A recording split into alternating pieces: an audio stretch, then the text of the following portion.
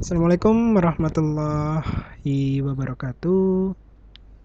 Kembali lagi bersama saya Muhammad Anwaraini pada mata kuliah Arsitektur Enterprise. Untuk pertemuan kita yang kelima ini, kita akan mencoba membahas lebih dalam terkait apa itu atau bagaimana menyusun sebuah enterprise arsitektur menggunakan kerangka kerja daripada TOGAF ADM. Itu ya.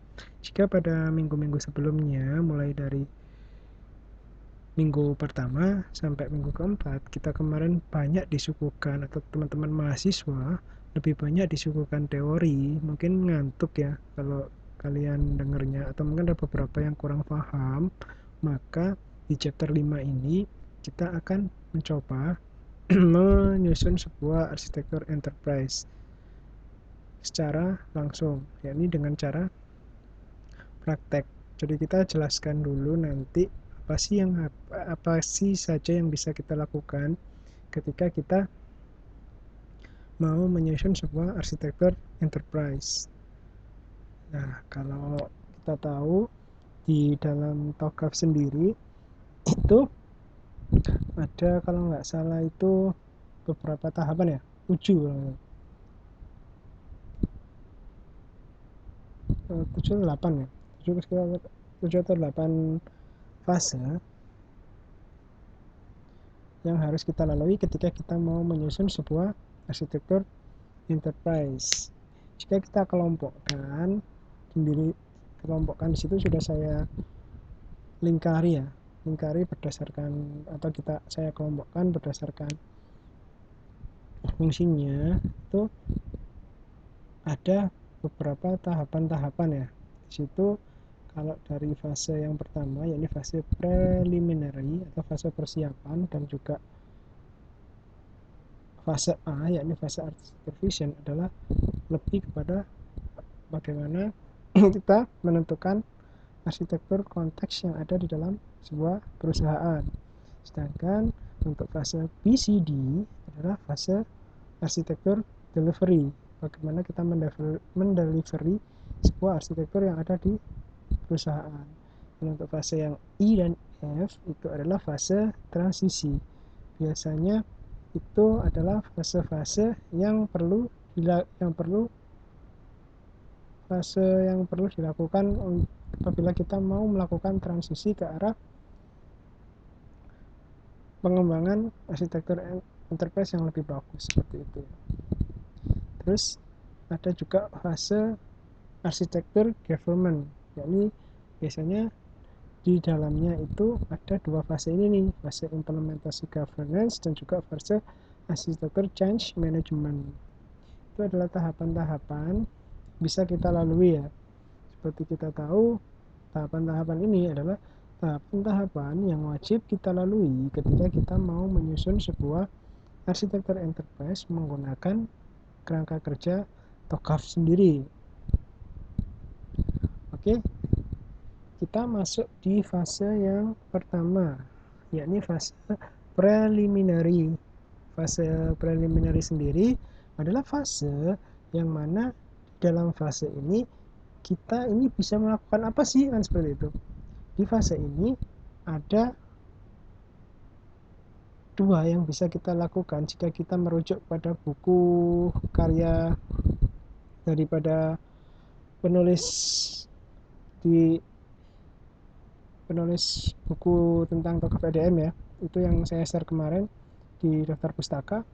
Itu di chapter 5 kita bisa tahu nih bahwa ketika kita mau masuk ke dalam fase-fase kerangka kerja TOGAF, fase preliminary atau fase persiapan ini adalah fase yang harus kita lalui dulu. Apa sih yang harus kita lalui ketika kita masuk di fase ini, kan gitu. Mungkin yang kalian tanyakan juga sama seperti ya. Ketika kita masuk di fase ini, yang pertama yang bisa kita lakukan yakni mendetermine arsitektur capability yang ada di dalam sebuah organisasi. Jadi Di fase ini kita bisa mendetermine arsitektur capability yang ada di dalam sebuah organisasi. Nah, bagaimana caranya? Caranya, yakni yang pertama, kita bisa melakukan review organisasi konteks yang ada di perusahaan itu. Jadi, di fase persiapan ini, seperti halnya ketika kita mau masuk ke dalam sebuah perusahaan, kita kan harus mereview dulu organisasi ini konteksnya, arsitektur enterprise-nya itu seperti apa. Apakah dia sudah memiliki arsitektur enterprise atau belum, kan seperti itu. Baru setelah itu kita melakukan identifikasi dan juga merumuskan scope atau ruang lingkup daripada elemen-elemen enterprise yang ada di dalam sebuah perusahaan tersebut. Nantinya diharapkan kita bisa mengetahui arsitektur capability yang ada di dalam perusahaan tersebut. Terus kita juga bisa melakukan identifikasi framework, metode, dan juga proses apa yang sedang ada di perusahaan tersebut. Jadi ketika kita mau menyusun, kita harus tahu dulu nih perusahaan tersebut sudah melakukan proses bisnis seperti apa, metode apa yang mereka gunakan, framework yang sedang mereka gunakan seperti apa. Yang mana tujuannya daripada semua yang kita lakukan itu adalah kita dapat mengetahui capability daripada maturity target perusahaan. Jadi kalau bicara terkait maturity itu seperti ini. Ketika kalian atau perusahaan itu membuat sebuah sistem informasi, seiring dengan berkembangan zaman, sistem informasi tersebut akan mengalami kematangan atau tingkat puncak daripada, jadi misalnya gini ya, ketika kita menyusun sebuah aplikasi itu, atau kita, kalau aplikasi mungkin kesulitan kita analogikan benda aja ya, misalkan ada sebuah perusahaan itu memproduksi sebuah benda yang mana benda itu mau dipasarkan. Ternyata berarti kan di fase awal benda itu memerlukan pengenalan untuk bisa mencapai tingkat penjualan yang signifikan. Baru setelah produk tersebut bisa dikenal oleh masyarakat, produk itu akan mengalami kenaikan. Karena produk itu dikenal, produk itu akan semakin laku dan semakin laku.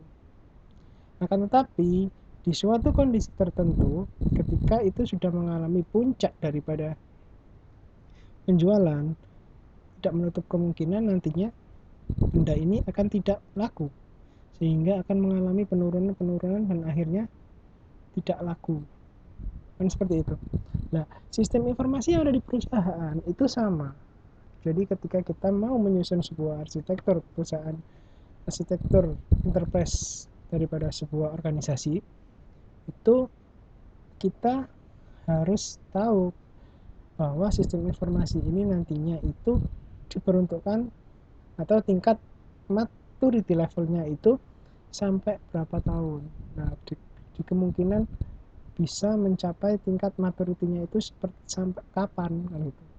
Sehingga nanti sebelum sistem informasi ini mengalami ketinggalan dengan perkembangan zaman, kita bisa menyesuaikannya dan juga melakukan evaluasi, ya, evaluasi enterprise arsitektur maturity-nya, sehingga kita tidak ketinggalan dengan perusahaan-perusahaan lain, baik itu dalam hal atau dalam segi proses bisnisnya atau dalam hal aplikasinya, bahkan tingkat penggunaan teknologi daripada sistem informasi yang ada di perusahaan.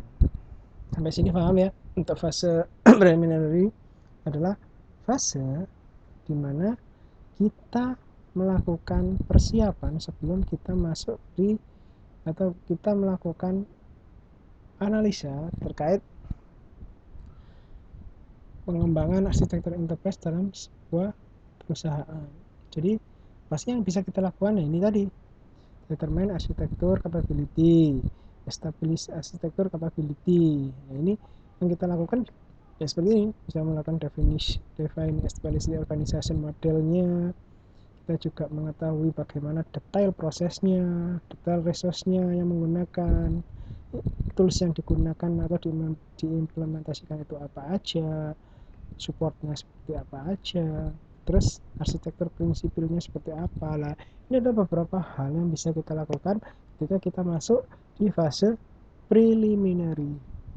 Jadi lebih tepatnya fase ini adalah fase persiapan. Jadi fase studi literatur. Kalau dalam ketika kalian menyusun TA itu, kalian kalau misalkan TA kalian studi kasus gitu ya, sebelum kalian masuk ke perusahaan tersebut, kalian akan melakukan studi literatur atau mencari sumber sebanyak-banyaknya terkait perusahaan itu seperti apa, baik itu detail prosesnya seperti apa, terus implementasi toolnya seperti apa, resource-nya yang di sana itu seperti apa, orang-orangnya, SDM-nya kan gitu, terus elemen-elemen apa yang ada di dalamnya, itu semuanya itu harus bisa kalian gali di fase preliminary ini.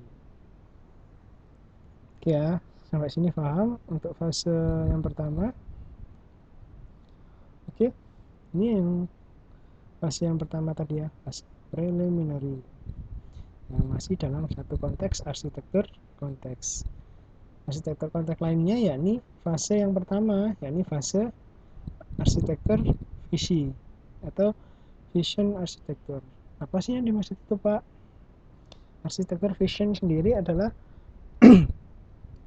bagaimana kita bisa membreakdown atau mempreteli, bahasanya gitu ya, mempreteli apa yang ada di perusahaan tersebut, dan kita bisa menggambarkannya secara gamblang sehingga lebih bisa mudah dimengerti oleh orang-orang yang ada di sekitar kita. Akan tetapi apa yang kita sajikan itu tidak bisa atau tidak bisa lepas daripada arsitektur prinsipal yang ada di perusahaan. Itu juga mengesampingkan daripada goal perusahaan, juga visi misi dari perusahaan, seperti itu. Bagaimana caranya? Kita harus bisa menyusun beberapa, paling tidak ada beberapa tools yang bisa kita kerjakan ketika kita masuk di fase yang A ini. Secara tidak langsung, dalam tugas kalian kemarin, kalian itu sudah masuk di dua fase ini, fase arsitektur konteks ini. Kemarin kan kalian sudah bisa menyusun bisnis model canvas, di mana di dalam bisnis model canvas ini kalian bisa membreakdown nih kebutuhan core bisnis daripada perusahaan itu seperti apa, kebutuhannya seperti apa yang menjadi kekuatan dia, apa yang menjadi kekurangan dia, dan bagaimana cara dan lain-lain. Kalau tidak salah ada 9 tahapan ya yang kalian lakukan ketika kalian menyusun si bisnis model canvas ini. Selain itu, untuk arsitektur vision kita juga bisa, selain bisnis model canvas, kita juga bisa membuat sebuah value chain diagram. Kita juga bisa menyusun organization decomposition diagram, dan juga bisa menyusun solution concept diagram. Ini adalah beberapa hal yang bisa kita lakukan untuk melalui tahap yang pertama ini. Nah, ini yang kalian lakukan kemarin, yakni bisnis model canvas. Bisnis model canvas ialah suatu kerangka kerja yang membahas model bisnis dengan disajikan dalam bentuk visual yang dengan tujuan divisualisasikannya tersebut agar dapat lebih mudah dimengerti dan dipahami. Menurut A. Stewart di bukunya pada tahun 2010, model ini digunakan untuk menjelaskan, memvisualisasikan, menilai, dan mengubah suatu model bisnis agar mampu menghasilkan kinerja yang lebih optimal. Kalau kita kerja, kita tidak tahu apa yang kita kerjakan, itu kan kita kerja juga nggak bisa optimal ya. Nah, dengan model canvas semuanya lebih gamblang, lebih apa ya, lebih mudah dimengerti prosesnya, apa saja yang kita butuhkan. Dengan itu diharapkan nantinya perusahaan bisa lebih maksimal. Bisnis model Canvas dapat menjelaskan hubungan 9 elemen model bisnis yang biasanya digambarkan secara visual, seperti yang kita gambarkan kemarin ya, ada kotak-kotak itu. Yang mana 9 elemen itu yang pertama adalah value proposition, yakni keunikan daripada layanan, baik itu produk, jasa, atau yang lain-lain. Customer segment, channel, dan customer relationship. Kalau customer segment itu lebih kepada segmen pelanggan yang menikmati produk atau jasa kita. Channel adalah sarananya. Sedangkan customer relationship adalah metode bagaimana kita bisa berhubungan baik dengan si customer.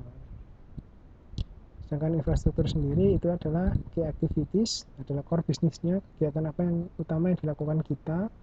Key resource-nya, kita membutuhkan sumber daya yang seperti apa gitu.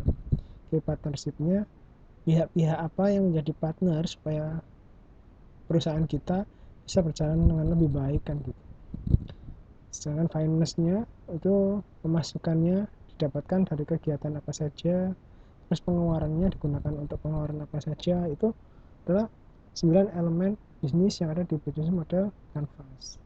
Nah, ini contohnya kemarin. Yang pertama, ketika kita menyusun bisnis model Canvas, sebenarnya yang harus kita tentukan adalah key activity dulu. Makanya itu kenapa di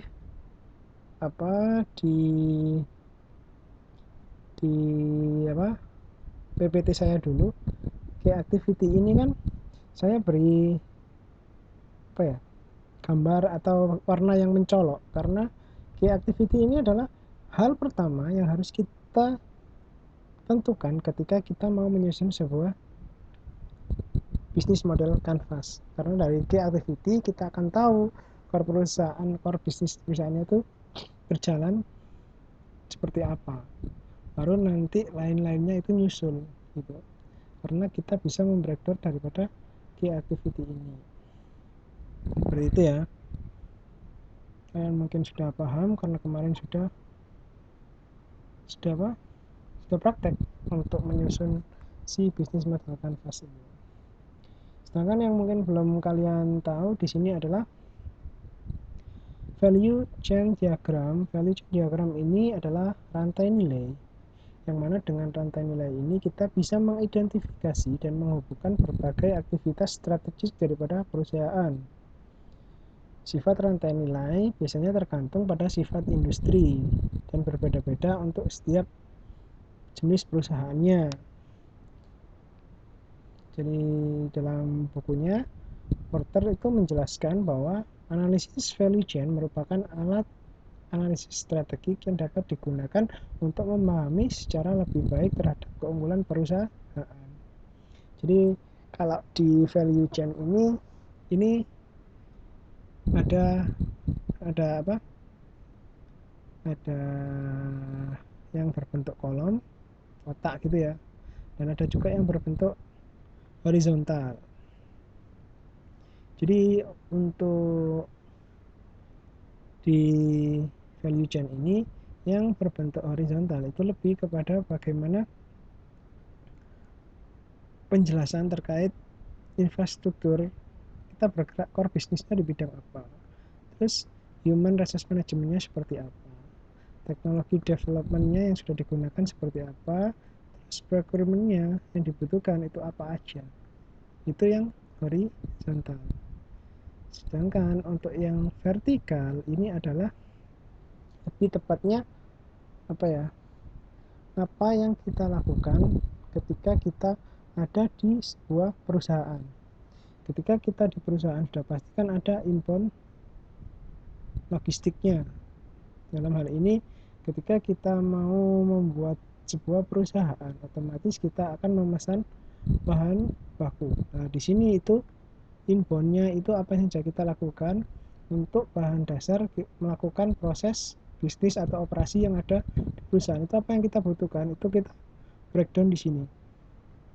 Dan baru ketika kita tahu apa saja yang kita butuhkan untuk melakukan operasional pada perusahaan kita, kita melakukan operasionalnya. Jadi operasional apa saja yang bisa kita lakukan dengan adanya si inbound tadi. Nah, dari operasi tersebut otomatis nanti ada keluaran yang dihasilkan.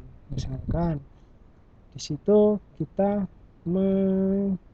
hire di inbound logistiknya, meng-hire seorang nelayan untuk memasok tuna kepada perusahaan kita, yang mana di level operasionalnya tuna nanti akan dikemas menjadi atau diproses untuk menjadi sarden seperti itu ya.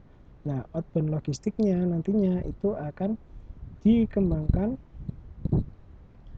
sarden dengan kemasan yang lebih praktis dan mudah untuk dibuka misalnya gitu.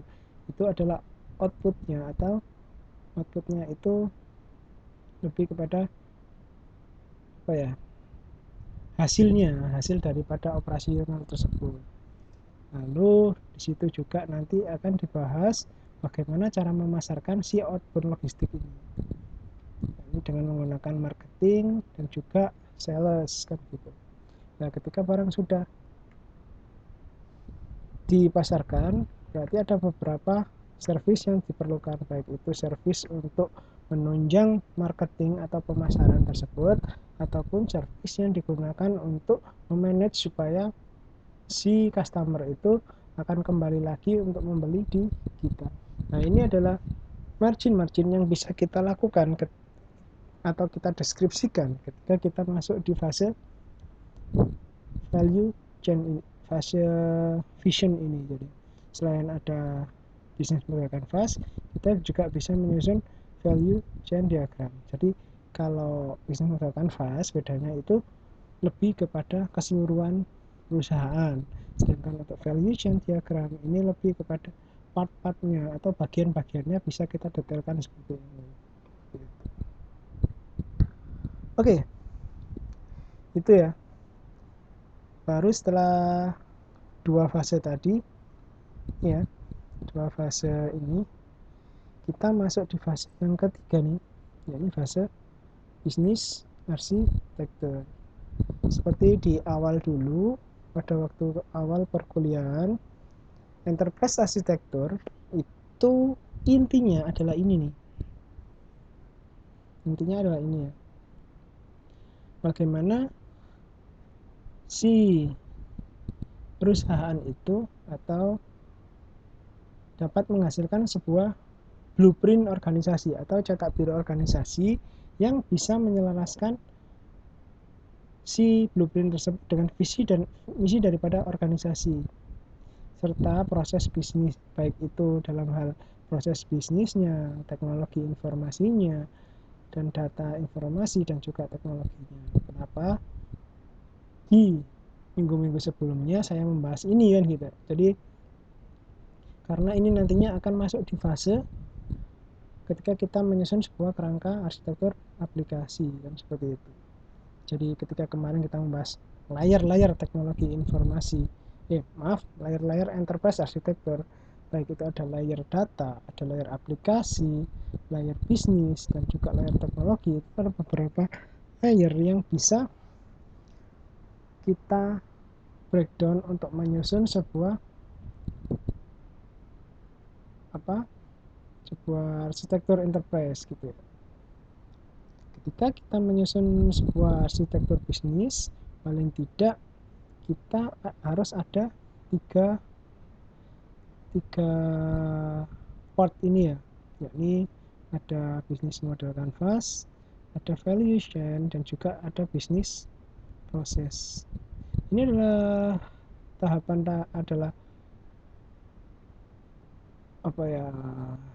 tahapan minimal daripada beberapa step yang bisa kita lakukan ketika kita mau menyusun sebuah bisnis arsitektur atau layer arsitektur bisnis seperti itu ya. Minimal harus ada tiga ini. Jadi ketika kita menyusun bisnis arsitektur daripada perusahaan, kita harus tahu bisnis model canvas perusahaannya seperti apa, value chain diagram dari tiap bagiannya seperti apa, lalu ada nggak hubungan antar keduanya, antar bagian tersebut dengan melihat daripada proses bisnisnya seperti itu. Oke, ketika kita masuk di arsitektur bisnis itu apa saja sih yang bisa kita korek gitu ya, atau kita tahu di sana. Jadi yang bisa kita tinjau yang pertama yakni bisnis prinsipalnya sendiri. Jadi ketika kita tahu prinsip bisnisnya seperti apa, kita nanti akan bisa menyusun sebuah katalog bisnis organization, yang mana katalog itu disusun daripada kita membreakdown beberapa part yang ada di sektor bisnis ini, baik itu ada sektor manajemen resikonya seperti apa, key performance indikatornya apa aja, bisnis prosesnya seperti apa, fungsi decompositionnya diagramnya seperti apa, siapa saja yang terlibat di situ, proses pertama, proses kedua, kan seperti itu, bisnis interaksi diagramnya seperti apa, yang mana biasanya di situ kita bisa menyusun tersebut dengan membuat metrik ya, yakni metrik perbandingan terkait bisnis prosesnya, dan juga metrik bagaimana siapa saja human resource yang berkecimpung di dalamnya, terus data apa saja yang mengalir di bisnis arsitektur tersebut, yang mana nantinya ketika kita sudah membuat hal tersebut diharapkan kita bisa tahu dan bisa menyusun sebuah katalog ini, yang diharapkan dengan katalog tersebut itu kita bisa mengambil suatu saat apabila data-data tersebut dibutuhkan oleh perusahaan, seperti itu. Terus ketika kita masuk ke bisnis proses itu, kita tidak menutup kemungkinan itu kan kita harus tahu bisnis proses life cycle-nya seperti apa, kan gitu. Jadi ketika kita mau menyusun sebuah aplikasi saja, kita kan juga memerlukan beberapa step by step ya, apalagi ketika kita mau membreakdown sebuah bisnis proses dalam sebuah perusahaan nih, berarti kita juga harus melakukan bisnis proses analisis, permodelan daripada bisnis proses tersebut, lalu kita memverifikasi kepada yang pihak yang berkepentingan gitu ya, karena pada dasarnya kita kan orang luar nih yang menyusun sebuah arsitektur, yang mana belum tentu apa yang kita mau, apa yang kita buat sesuai dengan si pemilik perusahaan. Maka dari itu perlu adanya harmonization bisnis proses, dan nantinya akan kita simulasikan, kita kasih tahu apakah benar seperti ini arsitektur enterprise yang mereka mau, seperti itu ya. Oke, ini adalah konsep daripada bisnis proses model, seperti itu ya. Ketika kita tahu bahwa ada sebuah organisasi atau perusahaan tersebut kan pasti memiliki visi dan misi ya, yang mana dari visi dan misi tersebut akan ada pembagian tugas atau tupoksi tugas pokok dan fungsi daripada masing-masing bagian, yang mana ini masuk pada fase bisnis manajemen viewpoint ya. Jadi ini mendeskripsikan model itu di fase ini. Jadi setelah kita tahu visi dan misi organisasi, kita juga harus membreakdown struktur organisasinya seperti apa, yang berkecimpung di dalam bisnis itu seperti apa. Baru kita nanti memodelkan proses bisnisnya seperti apa. Nah, proses bisnis sendiri itu ada beberapa tahapan. Tahapan proses bisnis level 0 itu tahapan kita menganalisa modelingnya. Baru nanti setelah itu ada tahap bisnis proses level 1 dan level 2, itu tahap execute daripada model itu sendiri. Jadi lebih tepatnya ketika kita sudah bisa menyusun, mengetahui tugas pokok dan fungsi daripada masing-masing bagian di perusahaan, kita harus tahu proses bisnisnya.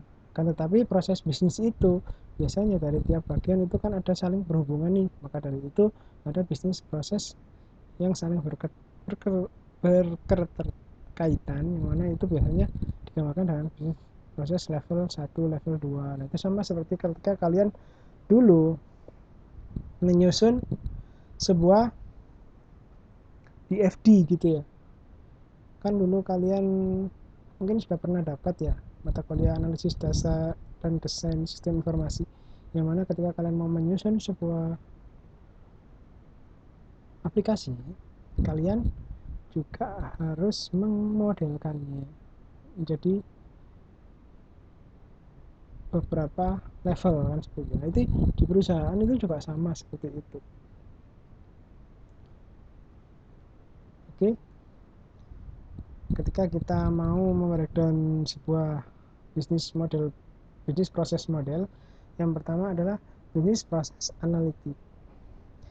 Nah, untuk bisnis proses analisis sendiri, untuk menganalisis itu ada beberapa metode yang bisa kita gunakan, yakni yang pertama interview, workshop, atau evidence atau perpaduan antara interview dan juga si workshop ini. Kenapa sih hal ini sangat diperlukan ketika kita melakukan analisis? Karena mungkin lebih tepatnya kepada analisis roles ya. Jadi lebih tepatnya kepada sudut pandang. Jadi seperti ini. Sudut pandang ya. Jadi ketika kalian menyuguhkan kepada orang-orang teknis, lebih tepatnya kita analogikan seperti ini ya. Ketika kalian belajar teknik informatika, terus kalian memberikan sebuah UML daripada sebuah aplikasi kepada seorang programmer, maka mereka akan langsung bisa membaca gitu ya. Oh iya, berarti benar mas, ini seperti ini yang dimau. Tapi ketika UML itu kalian tunjukkan kepada sebuah perusahaan, nah perusahaan itu basicnya orang-orangnya bukan dari teknologi informasi, otomatis dia akan iki apa mas. Tetapi ketika dia kalian tanya, oh pak aplikasinya ini digunakan untuk apa, dasar hukumnya apa, nah, mereka akan langsung bisa menjawab, oh mas aplikasi ini dibutuhkan untuk ini, nah lagi prosesnya seperti ini, dasar hukumnya itu peraturan bupati nomor sekian sekian bla bla bla bla bla bla. Nah itu lebih tepatnya sudut pandang. Jadi apa ya, ketika sudut pandang daripada kita yang menyusun arsitektur belum tentu sama dengan sudut pandang daripada perusahaan tersebut, maka dari itu kita wajib hukumnya ketika kita mau melakukan analisis bisnis proses itu melakukan interviewing, bahkan workshopping, untuk menyatukan dua sudut pandang yang saling bertolak belakang tersebut, atau paling tidak menyamakan dua persepsi yang belum jadi satu ini. Jadi di sini kan saya gambarkan ketika kalian menyuguhkan modeling kepada proses analis, maka dia akan bisa seperti halnya kalian menyuguhkan UML kepada si programmer tadi ya. Tapi ketika menyuguhkan kepada si domain expert atau bisa dibilang ke perusahaan orang yang backgroundnya tidak dari IT, mereka akan sangat limit, akan sangat tidak mengetahui apa sih yang kalian maksud. Seperti itu. Nanti ujung-ujungnya ketika kalian menyusun itu tidak sesuai dengan keinginan perusahaan, muspro kan. Jadi ini sangat penting sekali sebenarnya. Nah, untuk proses knowledge-nya, kita yang orang luar kan tidak berpengalaman di situ. Jadi otomatis kita perlu wawasan. Untuk itu kita bisa melakukan interview plus discovery tadi ya. Nah, mereka yang sudah berkecimpung di sana lebih lama otomatis lebih strong dalam hal proses knowledge-nya. Nah, itu yang harus kita satukan ketika kita melakukan bisnis proses analisis. Yang kedua, bisnis proses modeling. Apa saja sih yang harus kita lakukan? Banyak ya Pak ya, 5 kan gitu.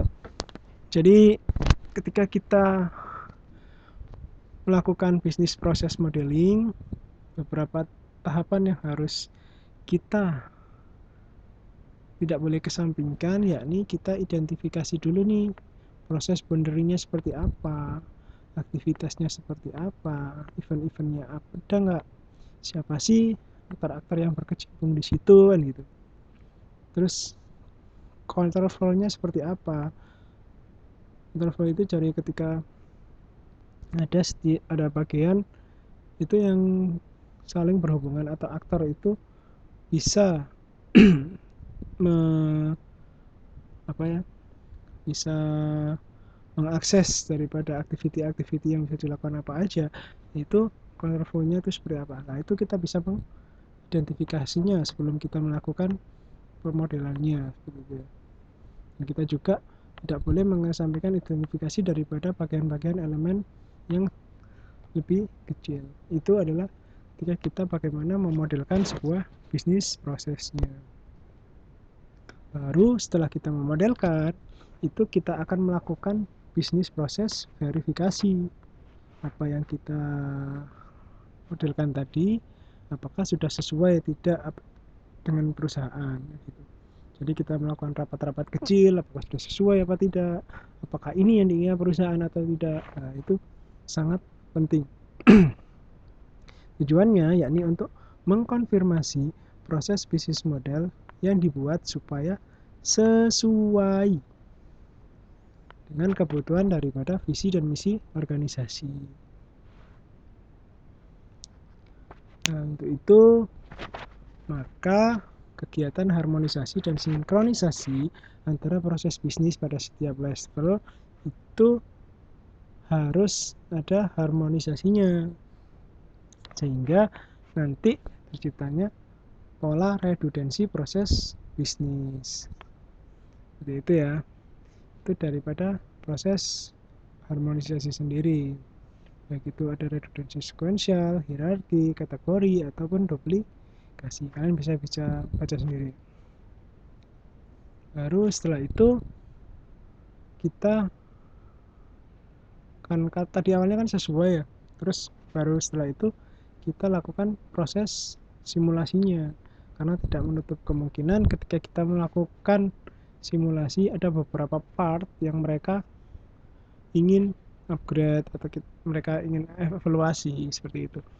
Karena tidak sesuai, maka dari itu kita tidak boleh menganggap apa yang sudah disetujui tersebut adalah sesuatu yang paling benar. Itu yang sangat salah ketika kalian sudah melakukan beberapa tahapan tetapi kalian menganggap itu sudah paling benar, tidak perlu simulasi. Nah itu yang salah, karena pada dasarnya ketika kita melakukan simulasi itu kita akan membuat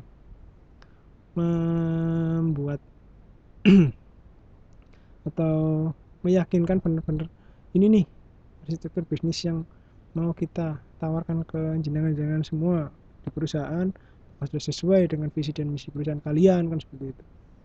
Nah diharapkan dari situ nanti tidak ada lagi yang terkait part-part yang tidak sesuai seperti itu.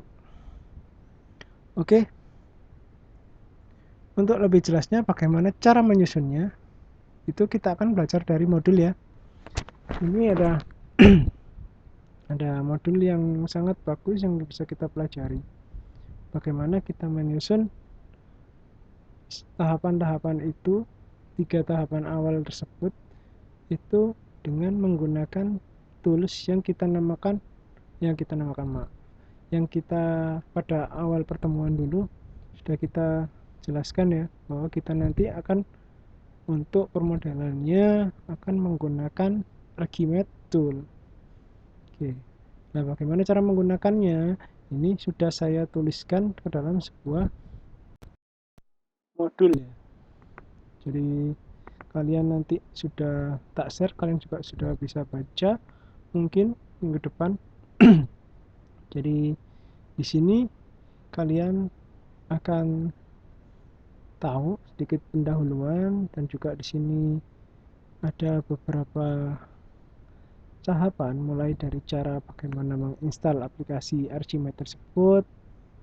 Terus di sini sudah saya itu semua ya. Bagaimana tahapannya, tinggal next next next next saja, dimana kita bisa mendownload aplikasinya misalkan. Tapi nanti juga saya berikan mungkin di mana, di Google Classroom, supaya kalian tidak pakai download lagi, tinggal di Classroom aja ya. Nah, di sini kalian akan lebih mengenal ya terkait ruang lingkup daripada aplikasi Archimate ini seperti apa, bagaimana cara menyusunnya, mulai daripada kita membuat apa, buat menu baru seperti apa, mungkin bisa kita itu ya, kita demokan ya sedikit ya Archimate-nya. Nah, ini Archimate, kita buka aplikasinya. Ya, tampilan awalnya seperti ini nih. Nah, ini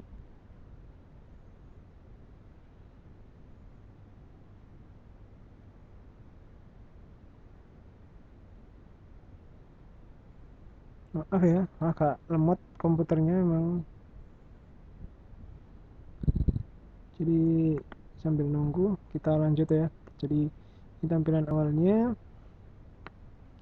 Terus ini adalah tools-toolsnya yang bisa kita gunakan ketika kita mau menggambarkan atau memodelkan di Archimate ini. Biasanya tools itu ada di sebelah sini, sebelah kanan, yang mana nanti ini bisa digunakan untuk menyusun beberapa viewpoint. Nah, ini sesuai dengan kegunaan sendiri-sendiri ya. Ini ada kegunaan sendiri-sendiri. Misalkan ini untuk menghubungkan antar elemen, ini untuk penugasan khusus, dan lain-lain. Ini nanti kalian bisa lihat ya, saya bisa baca di modul ini. Nah, untuk yang bisnis itu biasanya warnanya kuning nih. Ini untuk proses bisnis. Sedangkan untuk aplikasi softwarenya itu warnanya lebih ke biru ini. Ini aplikasi apa saja yang sudah dikembangkan oleh si perusahaan itu. Kalau untuk infrastruktur IT-nya itu lebih ke hijau, tapi hijaunya ke lebih lime gitu ya. Sedangkan untuk plat visi misinya, visi dari misi perusahaan itu di yang pertama tadi ya, yang kalian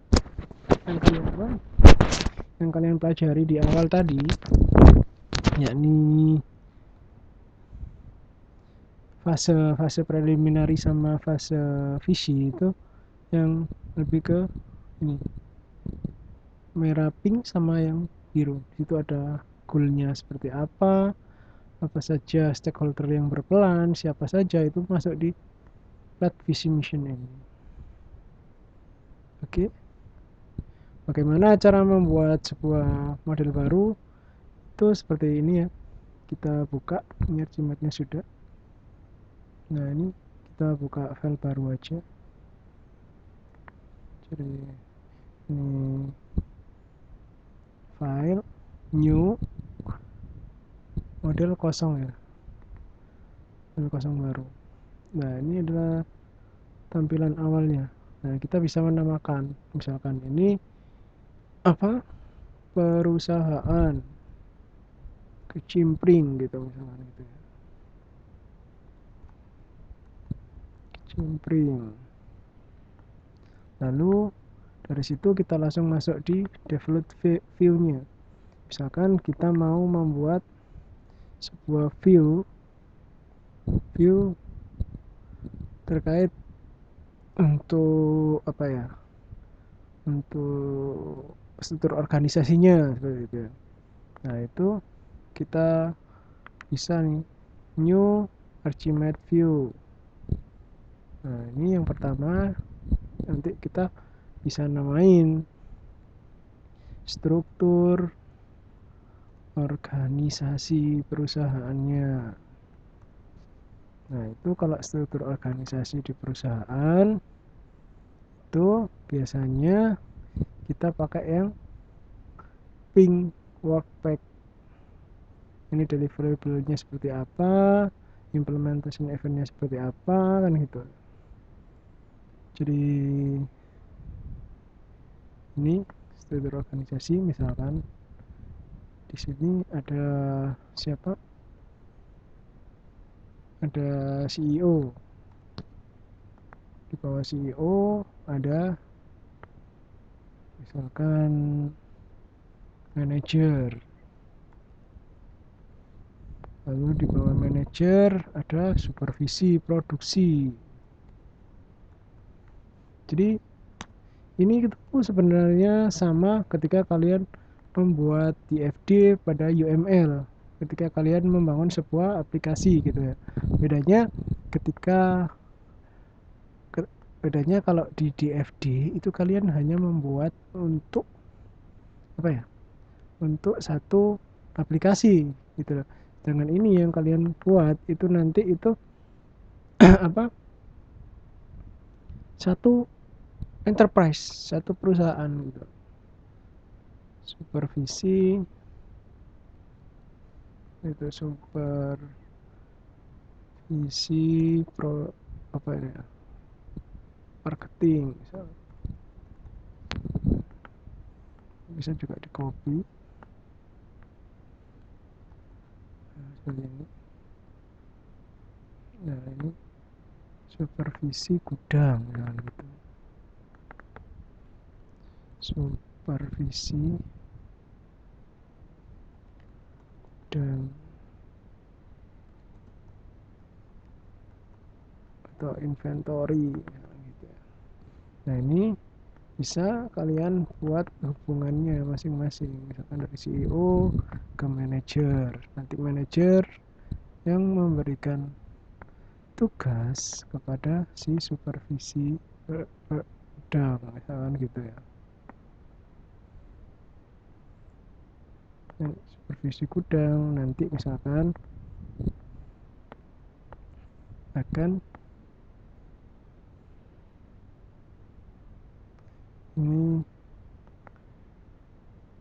supervisi gudang akan memberikan laporan ke supervisi gudang kepada supervisi produksi, yang mana supervisi produksi akan memberikan ke